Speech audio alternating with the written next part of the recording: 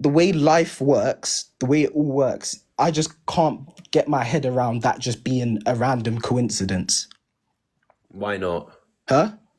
So Because basically, you want to make up things because your intelligence is lacking, so you have to make up things. no, I don't think that's it. Okay, so why do you believe it's the case? Well, me personally, I can't talk on anyone else's opinion. Is that me personally? If I was to just look around right now and look outside, I just see something like a watch. If I came up again, if I was walking down the street and I found a random watch, yeah, I would never say that it just came out of nowhere. Someone must have made that watch. Same way I believe someone must have made the world. You can't just Okay, stumble us. let's tango with this. Okay, number one, we know watches are made by people because we observe them being made by people. We have manufacturers. Okay, We have that's a fair places where point. it's made. We know how it's humans put it together because we observe people put it together. We know we make watches, phones, any other device, laptops. We observe people putting this together. Okay, Companies sell them. We okay, see these.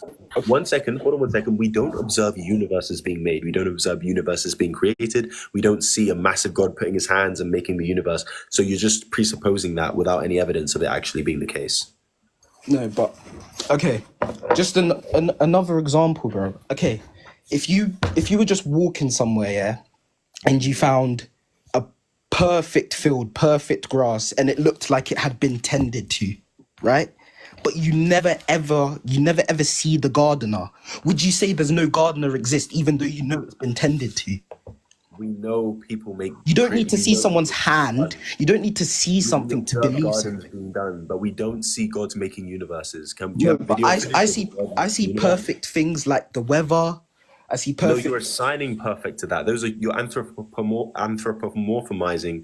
I said that wrong, but you're assigning human terms and feelings to Okay, natural things. in our solar system, Earth is the only one that we know of at the moment that has life. You do realize that 99% of life has gone extinct. God didn't do a very good job at making a hospitable Earth.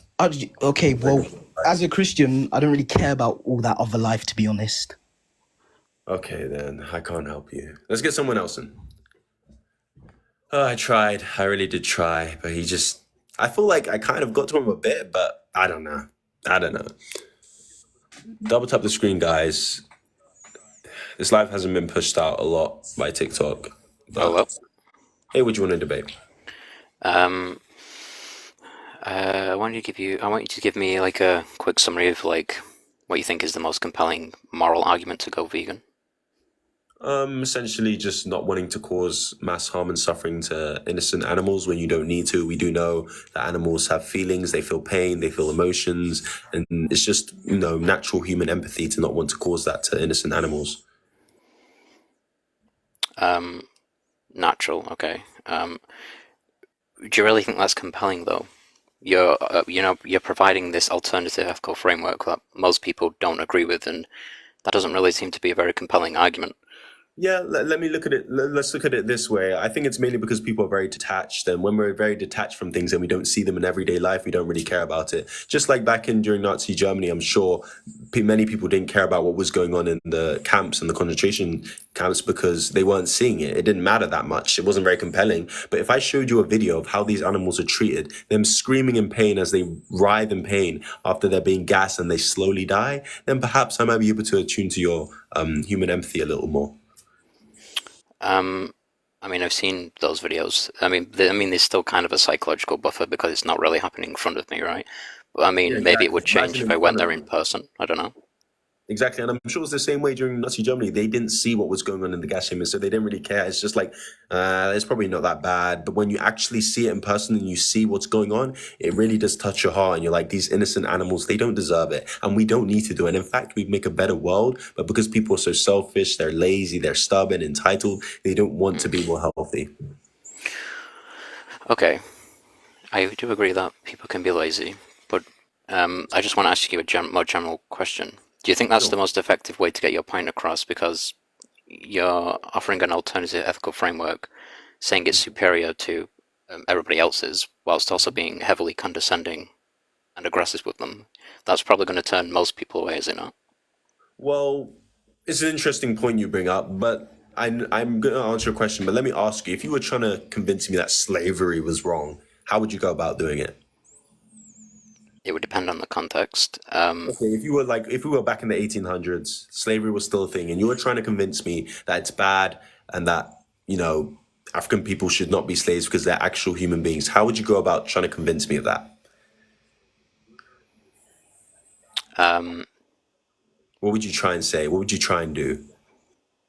I'd probably be more careful back then. I probably wouldn't be as aggressive. I Yeah, would fight understandably so, but legislatively, and I would make moral arguments, of course. But now we're talking about other humans. That's a completely different thing. That's much easier to get across. Whereas it no, seems but like with animals, it's not as easy. they didn't view black people then as human beings. They didn't view them as human beings. So that I point, know, but they were human, and it's very clear to see, and it's a lot easier to bridge that gap well, they because they are didn't see human. that way. Well, they didn't see them that way. They saw them as basically chattel and just animals to be used to make money. That's all they saw them as. Sure. So yeah. My point is, it's easier to. For example, what do you think the primary difference between a human versus an animal is? I mean, humans are animals, of course, but I'm Yeah. assuming you mean all other life forms compared to Homo sapiens. Of course, we can look at many different differences, but that doesn't mean that just because even if you find humans more valuable, it doesn't justify causing that much harm and suffering to animals. Sure. Okay, what would you think about the different weights of moral consideration? For example, you would give humans the most moral consideration, and you would give animals some, but it would only be up to a certain extent. And I think that extent is far, far too low. I think it should be a lot higher, and then that it should be at least that they aren't being treated in the way they are. That's just clearly awful abuse. It's way, way too low. It really needs to be a lot more like more considerate. People need to care about animals. Like I value myself over you. If you were in a life and death situation, I would save myself over you. It doesn't mean that I'm gonna now because I value your life less than mine. That it justifies me, gassing you and slaughtering you for your food. It doesn't just to me justify that. Well, it wouldn't justify that because we're humans and we can engage in social contracts, and to live in a society, you have to abide by those contracts, whereas an animal can't do that. They're not If a capable. person didn't live in a society, would it be okay to eat them because they don't live in a society? What's the morally relevant difference between humans and animals? It's probably morally, it's probably not a good idea health-wise. But let's say you went to a tribe, right? They're not really a part of society. They're what is it, like an isolated tribe, like a no contact. They have no contact with the rest of the world. Yeah, you could treat them lesser than you do a regular person, especially if they're aggressive and want to kill you. Yeah, you probably could treat them lesser. Okay, so you're just making an argument to justify slaughtering and eating people because they're not from your tribe. Is that what you're saying? You probably shouldn't eat them, no. What if you wanted to because you value their life so little that you'll eat them? So you justify abusing them and you can do whatever you want to them, though?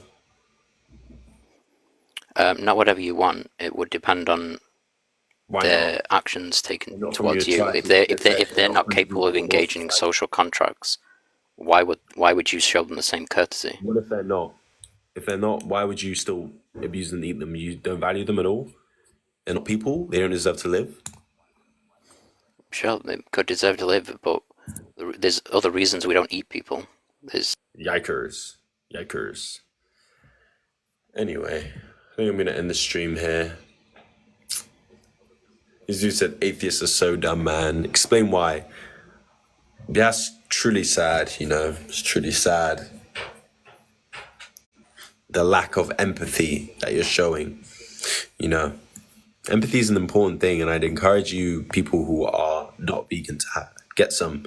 It's truly sad. These are innocent beings that are dying, innocent animals. Hey, would Alright. you? Right. Can we go back to what you were saying before with the other guy about free will and if God is all powerful? Sure. So you were saying if God is all powerful, why didn't he make a perfect world? Correct. Well, how do you know what perfect is? And if you're not all-knowing, and if God is all-knowing, then how would you know? Are you going to let me answer the question? Yeah, Just yeah, ask yeah, me the question. my bad. Number one, even if we use your ethical framework from within your religion, we can obviously see that even your own God doesn't view the world as okay. You know, you can see that all the stuff that he sees is the world is bad. Even he says that. So even in the omniscient, all-knowing God is saying that. So we can definitely safely say that it's not all perfect. So essentially, because we know that he didn't make a perfect world. But I just think that your concept of perfect is so limited. Just because, I mean, just look at your lifespan, for example, 80 years. What can you really see in those 80 years? God has been alive, and we're not alive because whatever, but he's been around forever and will be around forever. So he's seen how everything turns out. If you don't understand God, how do you know that? What do you mean? If you don't understand God, how do you know that? You're only a person you can't understand. How do you know how long he's been around for? That's what faith is. You have to believe in something because... One second, my dear boy. You don't know that about God. How do you know that about God? No, what about God? That he's been there forever. If he's too big for your understanding, if he's outside of your understanding. That doesn't make sense. That's a completely red herring. That doesn't apply to the argument at all. Define a red herring. A red herring is when you use something that sounds like what is trying to prove an argument, but in reality you're going adjacent to the argument.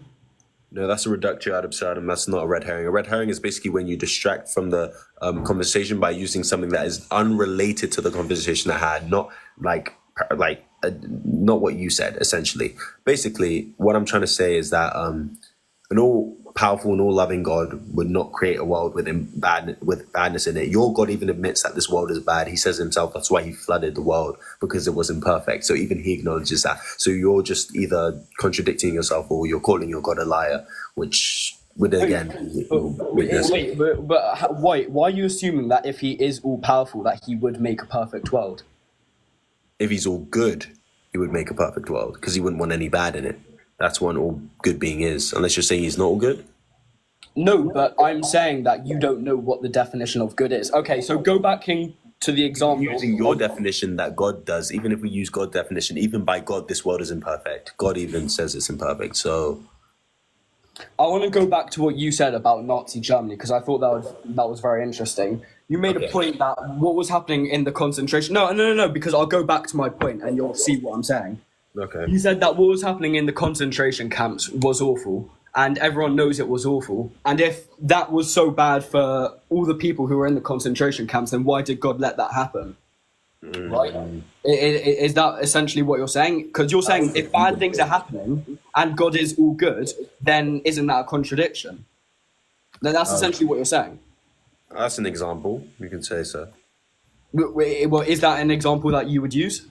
Yeah, sure, absolutely. Okay, I think it was a terrible thing that happened there. Okay, sure. So that was a bad act, but then look from what happened after that. People who were in the concentration camps, like the Jews, whether right or wrong, they were given a Jewish state after what had happened. And it is known that if the Holocaust didn't happen, a Jewish state probably would not have been formed. Now, you can say whatever you want if they deserve it. We're not arguing about that. I'm just saying that a bad thing that happened ended up being good. So how do you know, with your limited lifespan, what will be good and what will be bad for the grand scheme of things for humanity? Let me help you out here. So could God have made the good thing happen without all the bad stuff? Yes, he could have. Okay, so why on earth would he have the bad stuff if he could have made the good thing happen without it? Because, what do you mean? Like, you're asking me to explain why something happened. I don't know why it happened. So you're just acceding that you don't know why he's bad? You don't know? You might need to go and read scripture again. Like, honestly, he's not all powerful.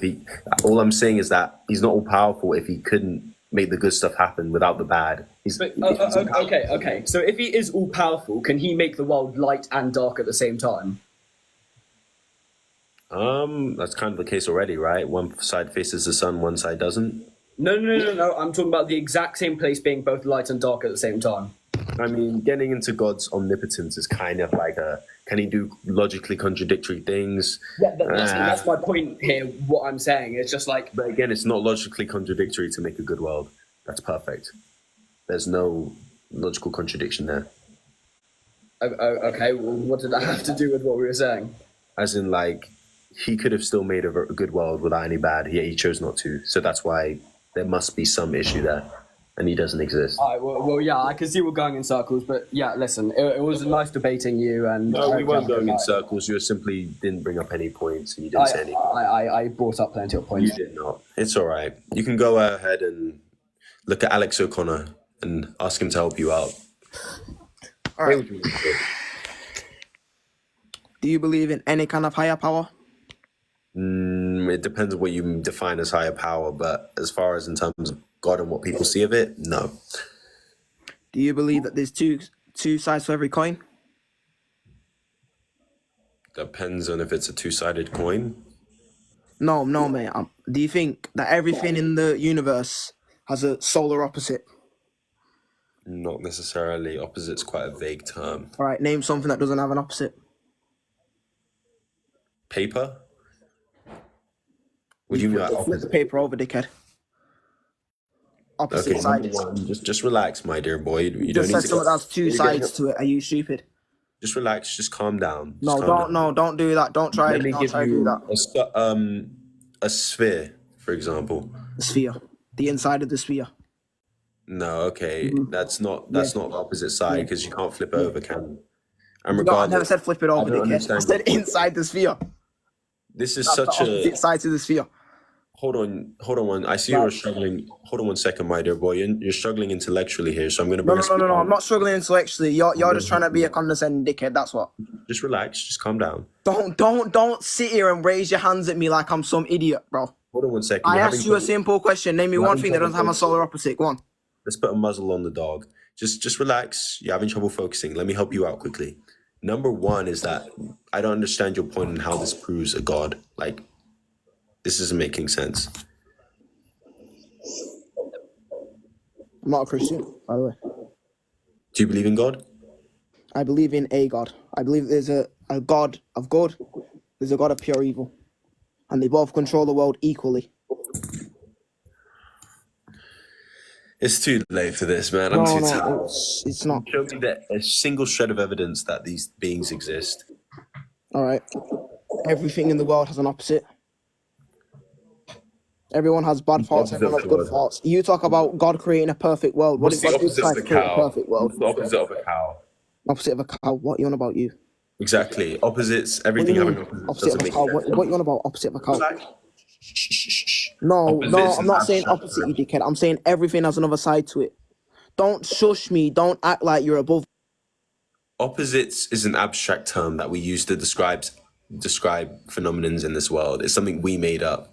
You're not making sense. Right, so electrons aren't plus and minus, no. There isn't hot and cold. There isn't the sun and the moon. The sun and the moon are not opposites. How are the sun and moon opposites? What do you mean? How are they opposites? I'm asking you. You said the opposites. Inside of How? the fucking world. Pardon? What do you mean? How are they One opposites? comes out at You night just need and to one answer. comes out in the day. That is opposites. Is that not opposites?